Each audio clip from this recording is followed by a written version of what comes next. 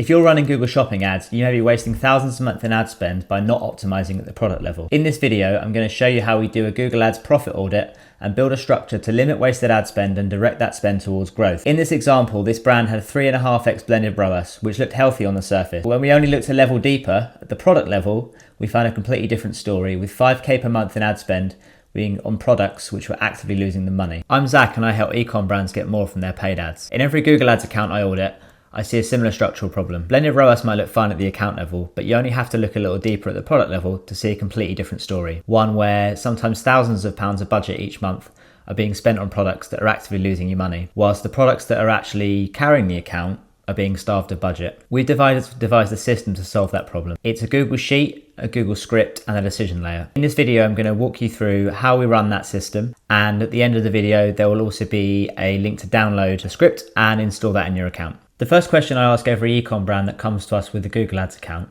is, what are your most profitable products? Not your best sellers, but your most profitable ones. After you account for cost of goods, other fees, returns, ad spend. Because if you don't know that, then how do you expect your Google Ads account to know that? Google Ads accounts optimize towards averages. And optimizing towards averages means that you get some products which do extremely well and other products which never perform given months and months of data and months of time to learn. Some products just never perform. And what this means is that it creates a two-tiered system whereby you have some products which perform very well and others which are quietly draining the budget month after month. This system arose from auditing account after account and seeing the same structural problem. Google will optimize for what you measure. And if you measure ROAS, it will optimize towards that. But there's a better way where you can actually feed it clean margin signals, return rates, and actually devise a structure which optimizes towards that and limits spend on your poor performing products and maximizes spend on your best performing products. Now let me just show you how we run this for an account. So what this script basically does, top line level,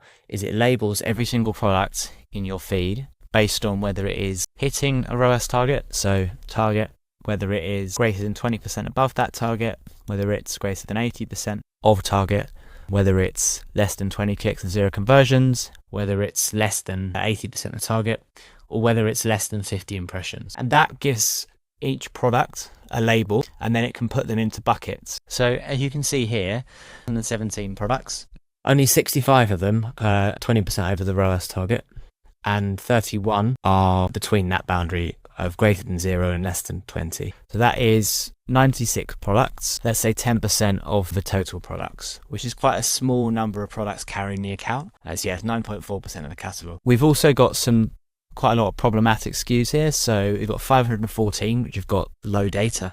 So it's less than 20 clicks and 0 conversions. Not really doing a lot, but still spending 13%. Then we've got 62, they are under target, so less than 80% of the ROAS target. And this is really problematic because that's 30% of the spend. So if we add that up, we can see that's 44% of spend that is either low data or under target. And when we include those that are near target, that's over 50% of the ad spend, which is the majority and a massive chunk. So this is a classic example where the account is being carried by less than 10% of products, and it's being limited because we are overspending on products which are underperforming. So what this script does is it labels the products based on those buckets, and you can change that in the script. But where it gets useful is we've got some other visualization, so you can work on your structure and you can visualize the changes in performance over time. And the structure that you'll need will vary depending on your commercial objectives to push certain products, as well as how many products you have in your no data bucket and your under target bucket. So this is what I mean about optimizing towards averages and why you shouldn't be doing that. So the blended ROAS here is 3.26, which for this account was absolutely fine. The break-even ROAS was 2.9, but we can clearly see a large portion of budget which is being spent on high-performing products, and then an equally large percentage which is being spent on products which are under target, low data, or not quite hitting the target. So we need a strategy that breaks out spend on those different buckets, drives more spend towards our over target and our target products, away from the under target products, which are consistently underperforming, and also allows us to improve performance on these products which just aren't getting any spend. Now, if we were just to look at the blended ROAS number, we might think that's okay. But there's clearly a lot of wasted spend in this account. And if we can redistribute that spend away from these poor performing products and away towards the high performing products, then the overall account performance will improve. Now, just to walk you through this labeling system. So labeling in Google Shopping isn't new. Custom labels in Google Shopping have been around for years, but what this system does is it adds a time over 30, 60, and 90 days. So you've got a trend. It adds confidence scoring, and it adds a monthly trend and a spend mix summary so that you can start to track that performance of those individual products over time and ensure that they're actually entering the right buckets and that you are moving everything up the chain. So every row in here is a product. We pull your impressions, clicks, cost, conversions, and conversion value for the last 30 days. That creates a ROAS, and then we do the same for the 60 and the 90. That then gives you a label with a trend direction over how that's performing over the last 90 days with a label here. What we've also got in here is a match, so we can pull in either contribution margin and return rate, or you might wish to just pull in gross margin, and then you would need to use the return rate figure.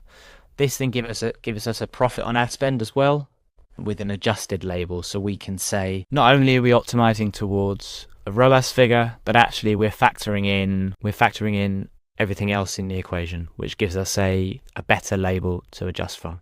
This label can then be fed into your campaign structure, right into your PMAX and your shopping campaigns, and that can then run each week looking at the last 30 days, and that distribution can change over time. Once you have the labels, the next step is to create a campaign structure, which those labels feed into.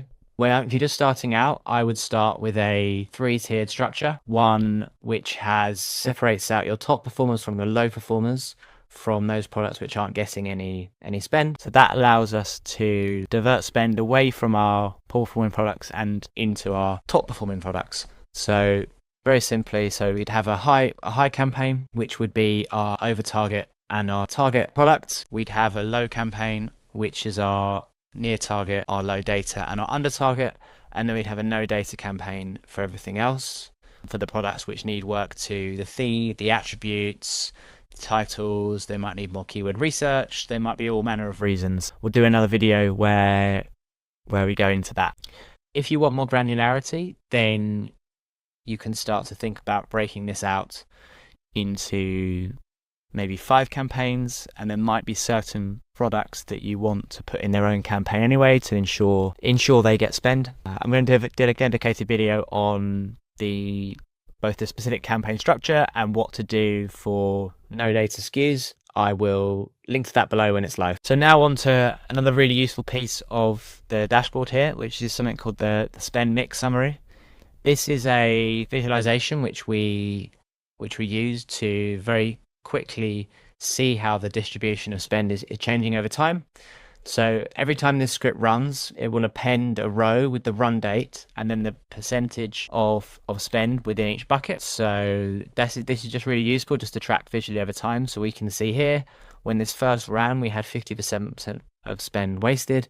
And then this is tracking slowly tracking down week by week, which we're doing through minimizing spend on our low data. We're running higher budgets and slightly lower targets on our high campaigns, and higher targets on our low campaigns with lower budgets, to really make sure that the products in there are either working at lower bids, so they're running at lower bids in the auction, or they're just limited spend on them. If you want to run this on your own account, then everything you need will be linked down below. It will take about 10 minutes to set up. You'll immediately be able to see your label distribution and your wasted spend number. If you want some support running this and some advice on structure, then click the link below to book a paid diagnostic call.